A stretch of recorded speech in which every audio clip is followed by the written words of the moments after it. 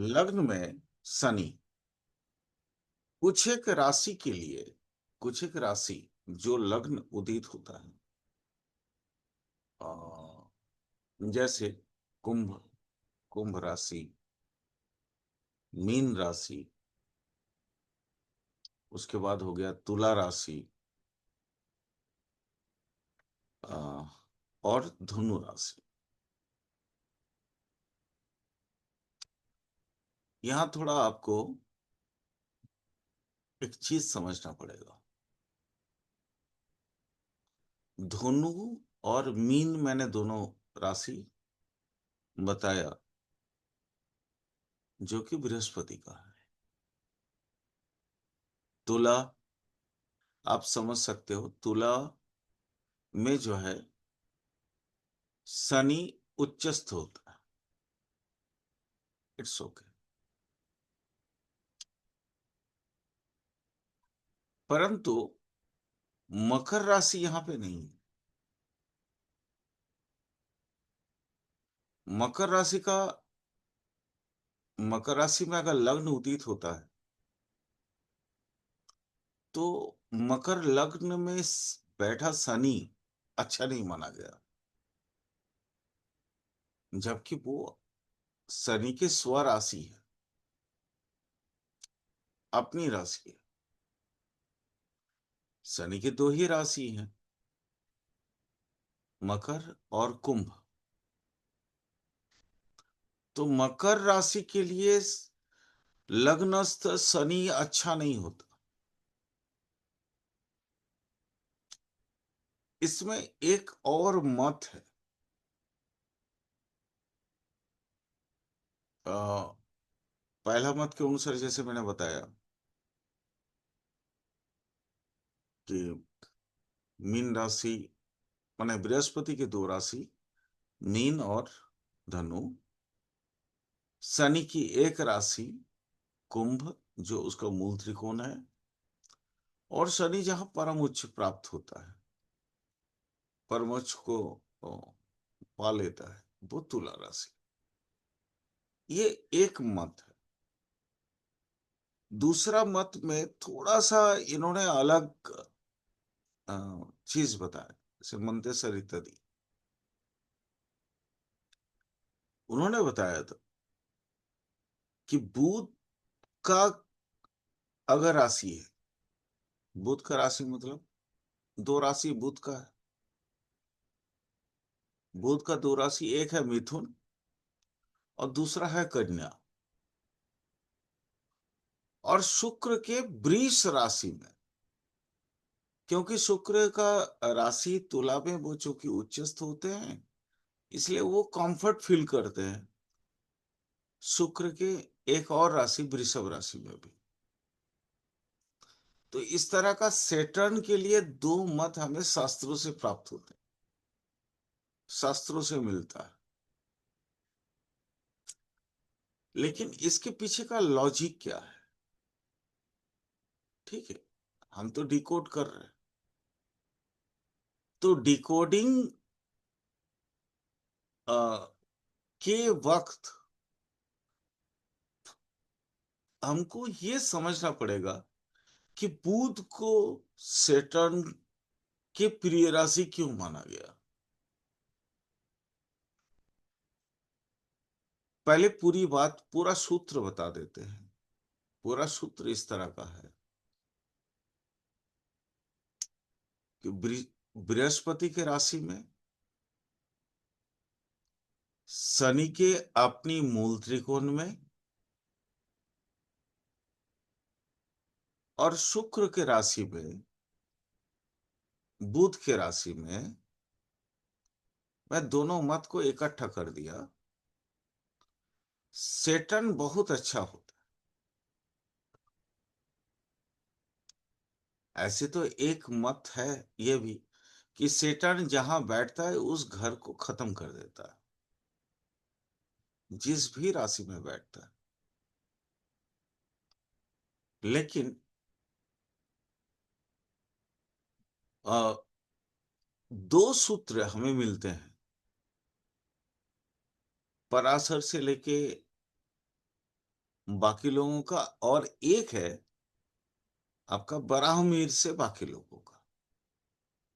दोनों में थोड़ा अलग अलग है। अलग अलग क्या है?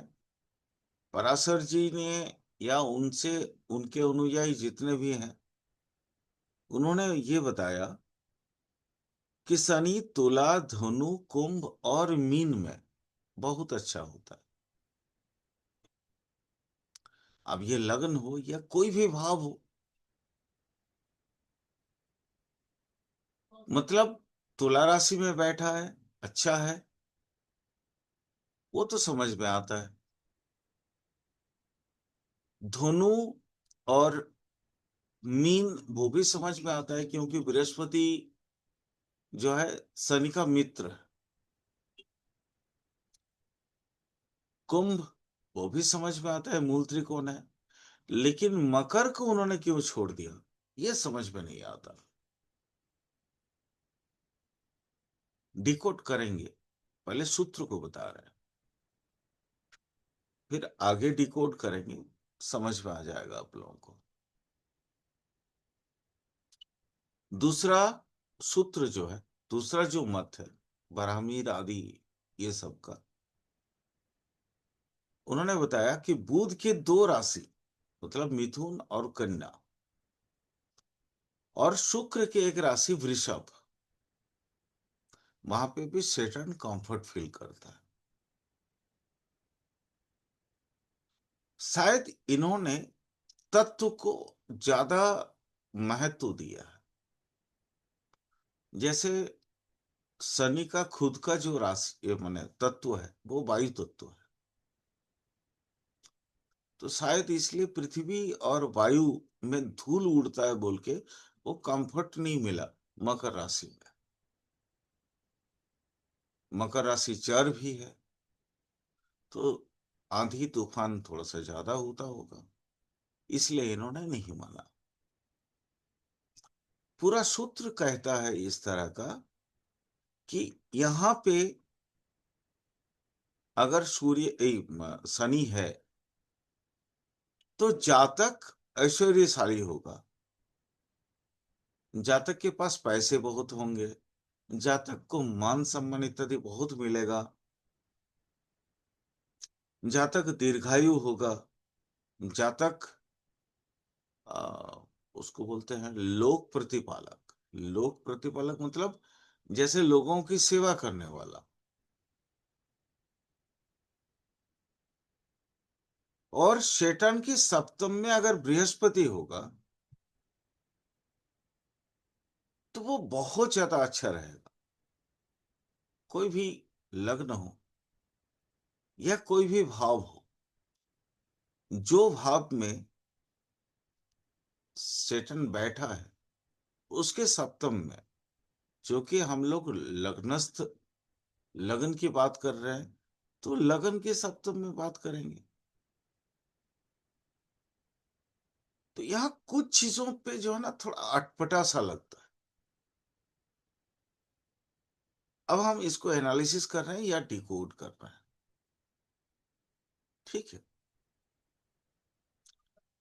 हर एक तत्व के लिए अपने एक कंफर्ट जोन होता है। धनु और मीन दोनों कौन सा कंफर्ट है? दोनों भी द्विस्वभाव राशि है। मीन भी वैसा, तो चर और स्थिर, द्विस्वभाव का मतलब वही होता है। तत्व को अगर देखें तो मीन जलीय तत्व का है और धनु अग्नि तत्व का है। यहाँ पे भी अपने को प्रॉपर आंसर नहीं मिल रहा है कि क्यों सेटर्न को वहां पे अच्छा माना गया। जब हम समझते हैं रोटेशंस ऑफ प्लैनेट, घूर्णन गति, याद होगा आप लोगों को मैं जब बृहस्पति पढ़ा रहा था तो मैंने आपसे एक बात जरूर कही थी कि बृहस्पति शनि से भी प्रबल ताकतवर है। तो बृहस्पति चूंकि ताकतवर है, सेटन को कंट्रोल कंट्रोल करने की ताकत वो रखते हैं। तो नेचुरली हम कह सकते हैं कि धनु और मीन में बैठे सेटर्न अच्छा। ये आफ्टर डिकोडिंग ये सूत्र को समझ में आता है। ठीक है। तुला को तो ऐसे ही समझ में आता है, क्योंकि तुला में वो अपना सबसे कंफर्ट जोन में जाता है, उच्चस्थ जिसको कहते हैं हम लोग, तुंग या परमोच्च, जो भी भाषा आप समझो, जो भी शब्द आप समझो। दूसरा दूसरा मत क्या है कि बुध के राशि, बुध के राशि दो ही हैं, मिथुन और कन्या। देखो ये भी द्वि स्वभाव, मिथुन और कन्या दोनों ही द्वि स्वभाव। यानी ओवरऑल हम कह सकते हैं कि सेटन द्वि स्वभाव वाला राशि में ज्यादा बेटर होता है, अपने आप को ज्यादा कंफर्ट महसूस करता है। क्योंकि सेटन बेसिकली, सेटन की अगर परम कारकत्व देखें तो सेटन की परम कारकत्व होता है रूढ़िवादी। वो कंफर्ट फील कहाँ करेगा? जहां पे ये रूढ़िवादी वाले रूढ़िवादी वाली जो बातें हैं, जो लोग उनके मान लेंगे। इस स्वभाव में तो कॉमन मैटर है, वहां पे लोग उनको मान लेते हैं। तुला में वो उच्चस्थ है, लाइक ए किंग, मान लेंगे लोग। और क्या बोलते हैं आपका कुंभ, उसका खुद का घर है, मूल त्रिकोण है, लेकिन उसका एक अपना घर और है, वो है मकर। मकर का सेटन को अच्छा नहीं माना गया। मकर अगर लग्न उदित होता है मकर राशि में और वहां पे शनि बैठा है तो बम भवंडर लाता है जीवन। वो ना तो जागतिक खुशी के लिए सही है, नो आध्यात्मिक खुशी के लिए सही है। इसीलिए शायद हमारे गुरुओं ने ये एक लाइन में ये बात कह दिया था कि दूसरा जो भी लगन होगा इनके अलावा, जो मैंने बोला, क्या क्या बोला, तुला, दो मत है। पहला मत के हिसाब से तुला, कुंभ, मीन और धनु। ठीक है। तो ये एक मत है। दूसरा मत है वृषभ, आ, मिथुन और कन्या। ये दो मत है जहां पे सेटन अच्छा है, और बाकी कोई भी लगन में, कोई भी राशि अगर लग्न उदित होता है वहां पे सेटन अच्छा नहीं।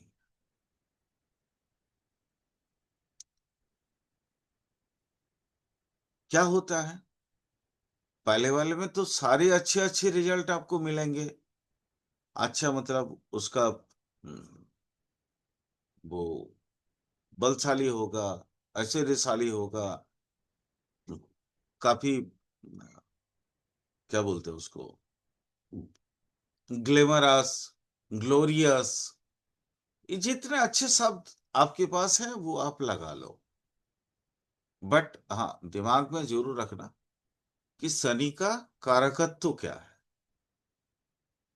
लेकिन बाकी लग्नों के लिए शनि को अच्छा नहीं माना गया। इवन उसकी खुद की एक राशिगत लग्न जो मकर है, वहां पे भी अगर सेटन बैठता है तो वो भी अच्छा नहीं माना गया। वहां पे रिजल्ट क्या होता है, व्यक्ति जो है दबकू किस्म का होगा, कांतिहीन। कांतिहीन मतलब नो ग्लैमर, उसका चेहरे पे दरिद्रता जो है झलकेगी। हाँ, एक पारिजात में, बिल्कुल। वहां पे बोला जाता है अशोभन दंत, मतलब यहाँ उसकी जो, कैसे समझोगे, सेटर्न आपके कुंडली में अच्छे हैं या बुरे हैं, तो दांत देख के आप समझ सकते हो। जैसे बहुत लोगों का देखना दांत बहुत सुंदर है, कुछ लोगों का दांत बहुत गंदा होता है। इससे भी आप समझ सकते हो कि सेटर्न अच्छा है या बुरा है।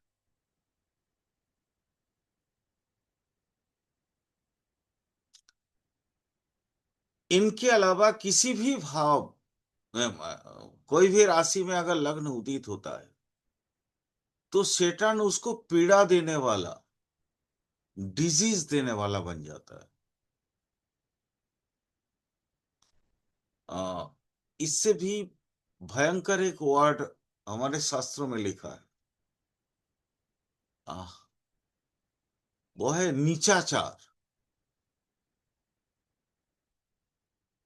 जैसे हम हमेशा बोलते हैं कि आचार से लक्ष्मी और विचार से पांडित्य ये समझे जाते हैं। विचार का मतलब होता है लॉजिकली, आप किसी से उपदेश पाना चाहते हो तो लॉजिकली वो आपको बहुत अच्छा उपदेश देता है, तो उसे पंडित कह सकते हैं। ये हमारे शास्त्रों में ये बातें कही हैं। आचार से लक्ष्मी और विचार से पंडित्व समझ आता है। आचार से लक्ष्मी क्या है कि व्यक्ति अगर एक अच्छे परिवार में पैदा हुआ,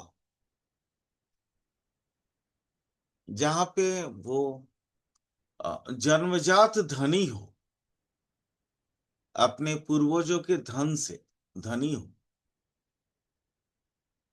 तो उसके आचार व्यवहार थोड़ा सा बदल जाएंगे।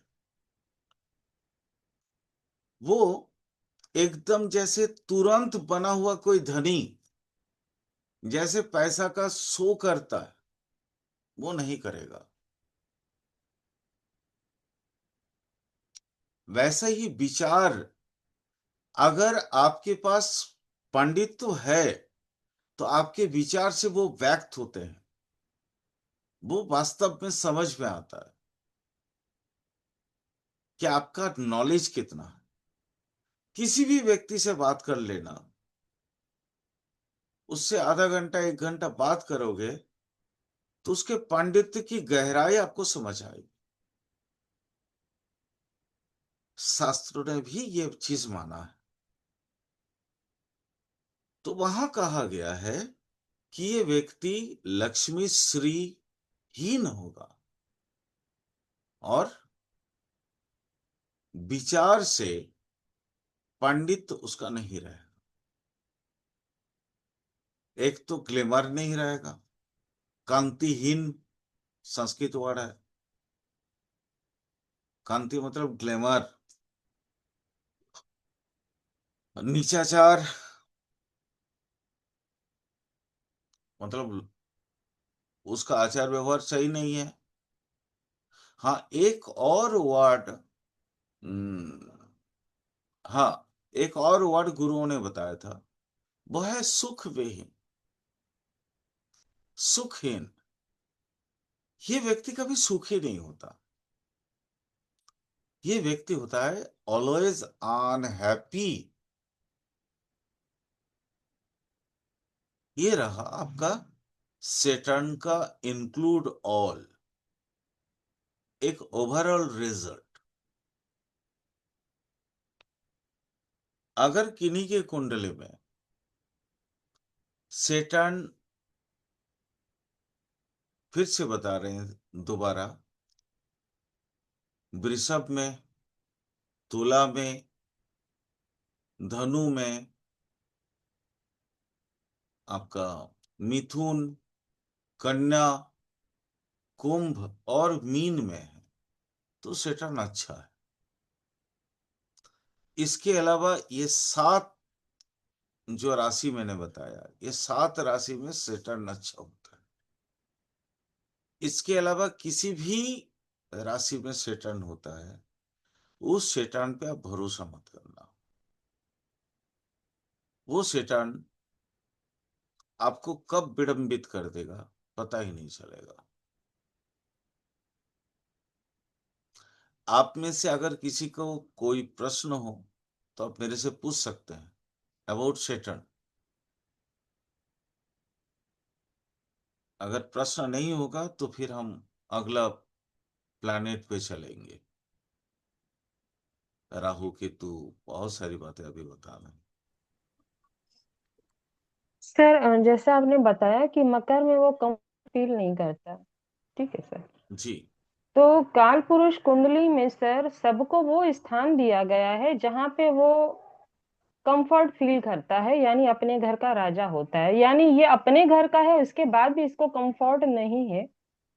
जबकि ये पृथ्वी तत्व की राशि है जहां पे शनि के कारक तत्व में धीरता और गंभीरता समाहित है, जी। और जी। कर्म की राशि है, तो फिर इसको वहां पे कंफर्ट क्यों नहीं है? हाँ, वो बिकॉज कि ऑफ आपने बताया कि हाँ ठीक है, धूल निकलती है, हवा, हवा और धूल मिक्स होती है। दूसरा एक लॉजिक समझ लीजिए।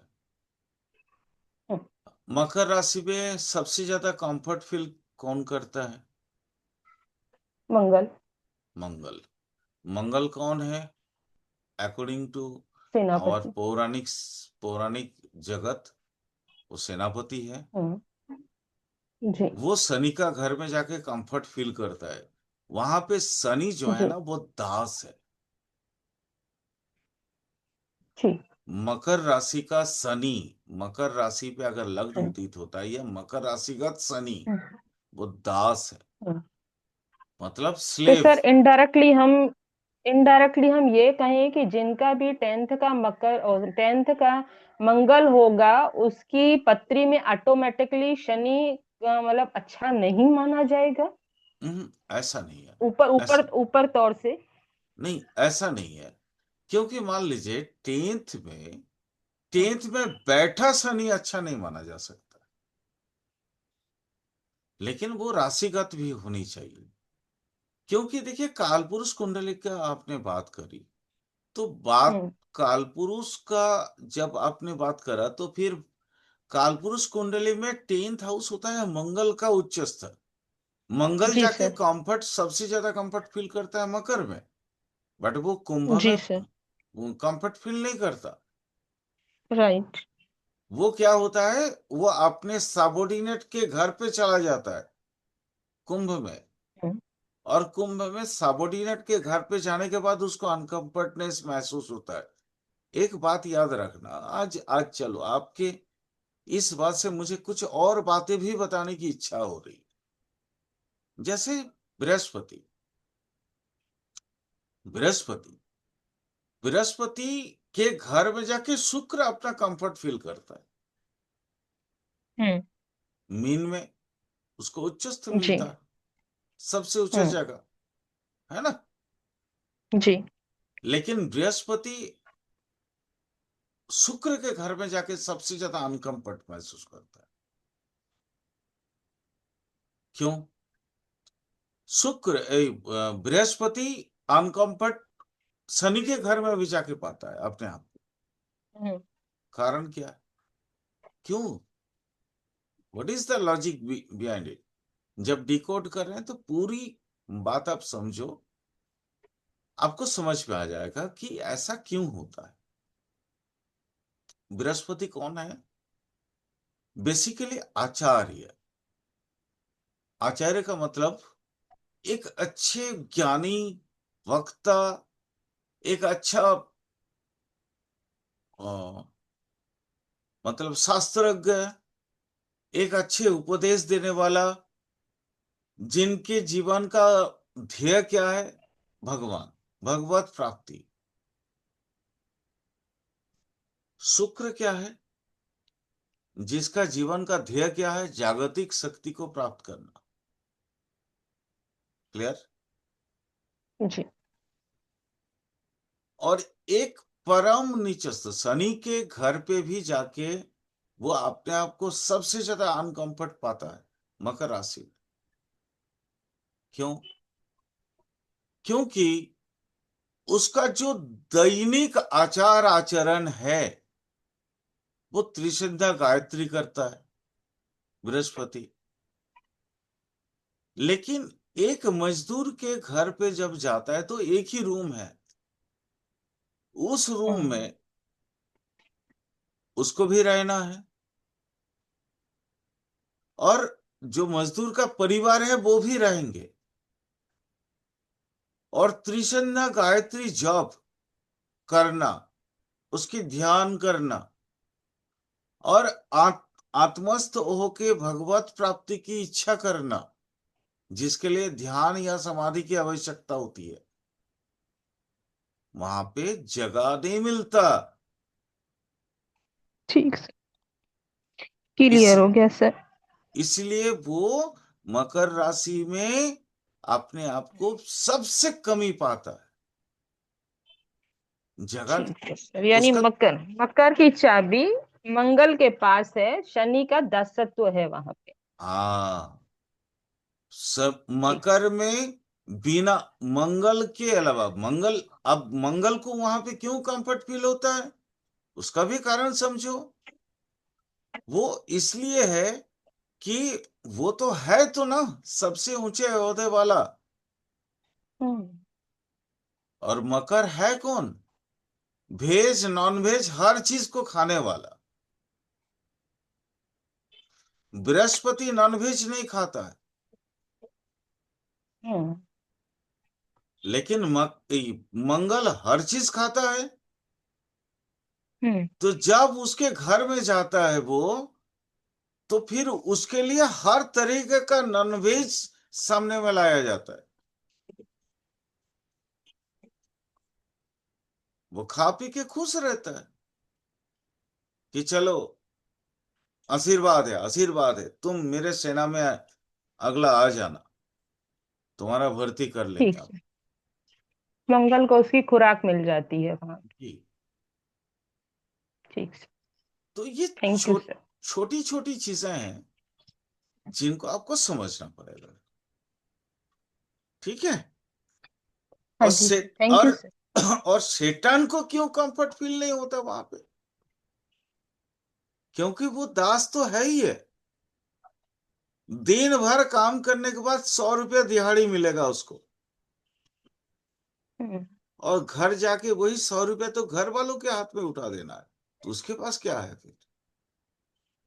इसलिए मकर राशि पे शनि भी कंफर्ट महसूस नहीं करता। लेकिन वही शनि हार्ड वर्किंग के माध्यम से जब पैसा कमा लेता है, वो बन जाता है कुंभ। तो उसके पास अच्छा खासा फ्लैट होता है, बड़ा मकान होता है, वहां जाके वो यानी कि अपना रूम मिलता है उसको। मकर का शनि मेहनत मांगता है बहुत, जी, परिश्रम मांग। ठीक। बहुत ज्यादा। और जितना परिश्रम करोगे उसका आधा से कम आपको उसका ये मिलेगा, दिहाड़ी मिलेगा। दिहाड़ी की बात कर रहा हूं मैं, यहाँ सैलरी की बात जी नहीं जी। कर रहा हूं। जी जी। मेहनत के एवज में मिलने वाला धन। ठीक। इसीलिए सेटर्न, मकर का सेटर्न अच्छा नहीं होता। अब क्लियर हो गई? क्लियर हो गया हाँ जी सारा? सर, बहुत अच्छे से, बहुत अच्छे से सर। चलिए, इसीलिए तो पूछते हैं कि कोई प्रश्न है तो बताइए, क्योंकि डाउट क्लियरेंस सेशन ही है ये बेसिकली, एडवांस एस्ट्रोलॉजी और कुछ नहीं है। क्योंकि हमारे अंदर बहुत सारे प्रश्न होते हैं कि ऐसा क्यों है, उसका तो अपना राशि है, अपना घर है।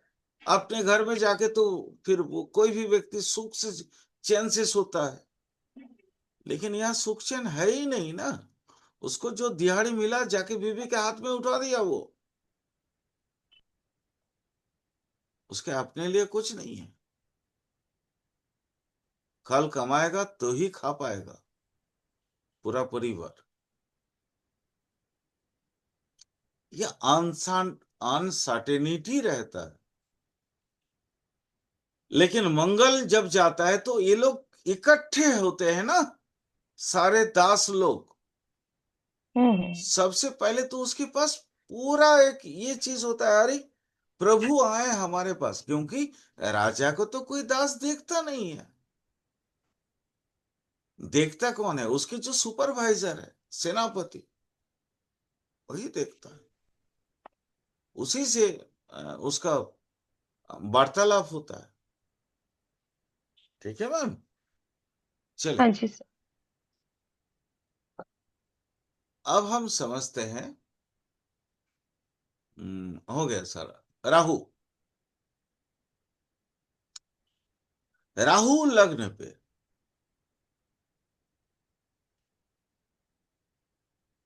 आज मैं आप लोगों को बहुत टिपिकल नहीं, बहुत एक अलग टाइप का सीख देने वाला हूं अबाउट द राहु।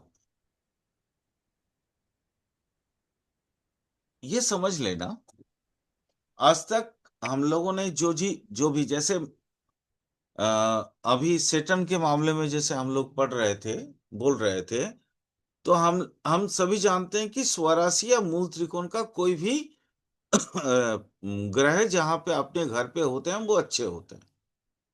सेटन के लिए मैंने बोला कि नहीं, मकर के लिए वो अच्छे नहीं होते, कुंभ के लिए अच्छे होते हैं। वैसा ही राहु के लिए।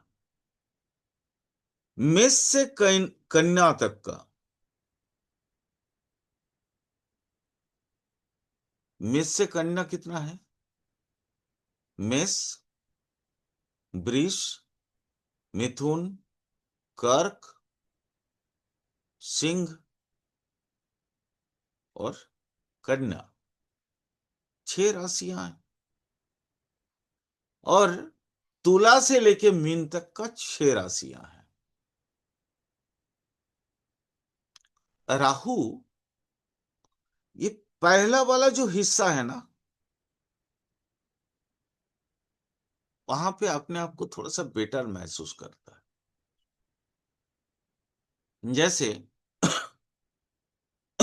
जब आप ऑलरेडी बेसिक पढ़ के आए हैं, तो ग्रह दृष्टि के बारे में आप जानते हो।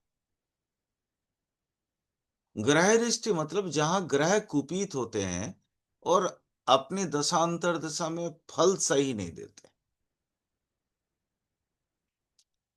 तो मेष से लेके कन्या तक का जो एरिया है, ये 6 राशि का जो एरिया है,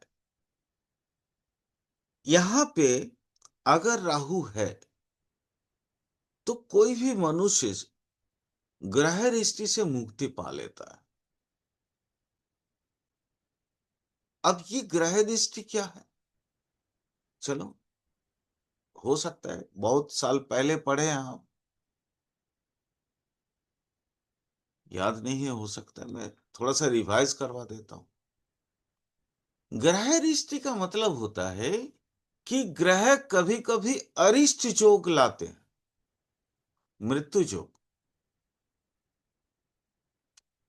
लेकिन राहु मेष में हो, वृषभ में हो, मिथुन, कर्क, सिंह या कन्या में, तो ये जो इसके कोई भी ग्रह बैठ के अगर यहाँ पे कोई मृत्यु योग, अरिष्ट योग अगर लाए हैं, या विषम व्याधि, बहुत डेंजरस कोई बीमारी देने की चक्कर में अगर है,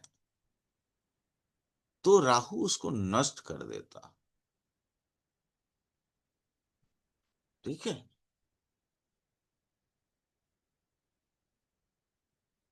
अगर यहाँ पे मैं अगर इसके अलावा कहीं होता है, मतलब तुला से लेके मीन तक का राहु होता है, तो राहु अच्छा नहीं होता। राहु अच्छा फल दे ही नहीं सकता। लेकिन हमने क्या बेसिक में क्या पढ़ा था